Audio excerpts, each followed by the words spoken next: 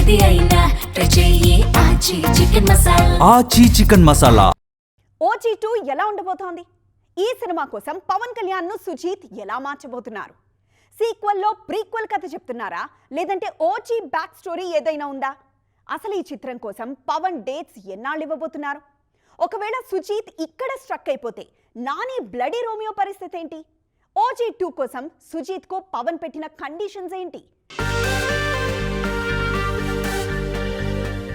The most awaited OG 2 కి సంబంధించిన official announcement video వచ్చేసింది. కొన్ని రోజులుగా రాజకీయాలతో బిజీగా ఉన్న రెగ్యులర్ గా సుజిత్ తో టచ్ లోనే ఉన్నారు పవన్. అనుకున్నట్టుగానే ఈ సినిమాని ప్రకటించేశారు.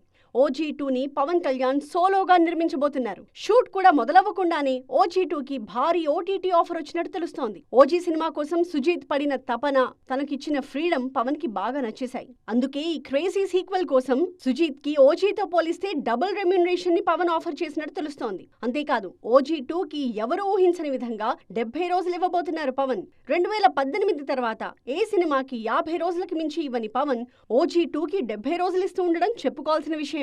అజ్ఞాతవాసి కోసం అప్పట్లో 55 రోజుల వరకు డేట్స్ ఇచ్చారు పవన్. ఆ తర్వాత ఆయన సినిమాలన్నీ 30 నుంచి 40 రోజుల్లో పూర్తయిపోయాయి. బ్రో సినిమాలో అయితే కేవలం 21 రోజుల్లోనే పవన్ పార్ట్ పూర్తి చేశారు సముద్రఖని. ఇక ఓజీ సినిమాకి పవన్ ఇచ్చింది 37 రోజులే. కానీ ఓజీ 2 కాన్సెప్ట్ నచ్చి 70 రోజుల డేట్స్ ఇస్తున్నారు పవన్. వేరే సినిమాలు చేసినా తాను పిలిచినప్పుడు అందుబాటులో ఉండాలి అనేది సుజిత్ కి పవన్ పెట్టిన కండిషన్. ఈ లెక్కన నానితో బ్లడీ రోమియో ఇప్పట్లో లేనట్టే.